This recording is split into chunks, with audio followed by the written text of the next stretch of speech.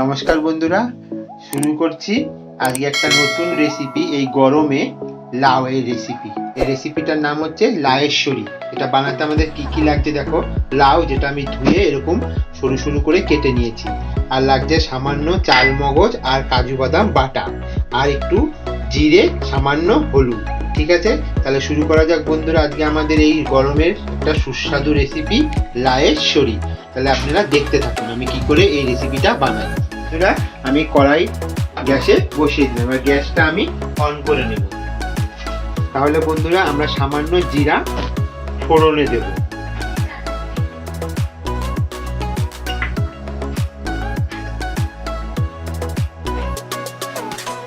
এবার আমাদের কেটে রাখা লাউগুলো দিয়ে দেব।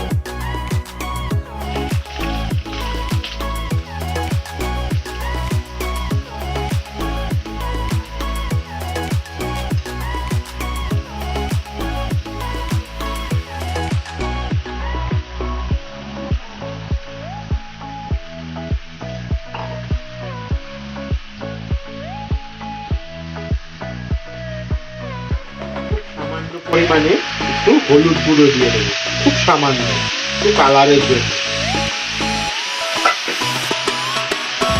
দিয়ে দেবো পরিমাণ মতো লবণ।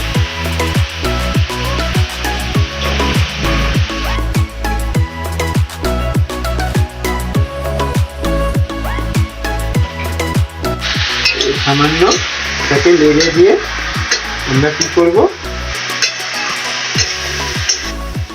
এই সময় গ্যাসের ফ্লেমটা একটু মিডিয়াম করে দেব। আমাদের কোনো জল দেওয়ার দরকার নেই, কারণ লাউয়ের থেকে অনেক পরিমাণে জল উঠবে। আমরা কি করব, লাউটা এবার একটা ঢাকনা দিয়ে ঢেকে দেবো, 5 মিনিট হতে দেবো।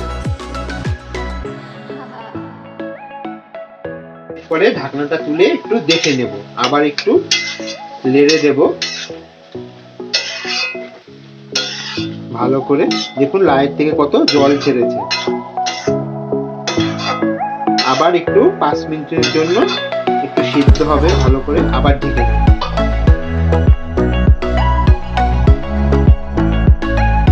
এরপর ঢাকনাটা তুলে দেখে নেব। দেখুন বন্ধুরা, কিরকম জল ছেড়েছে।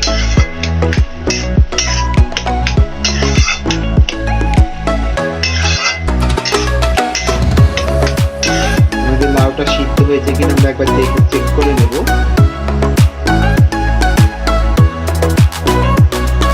এরকম কঞ্চির মাথা দিয়ে আর একটু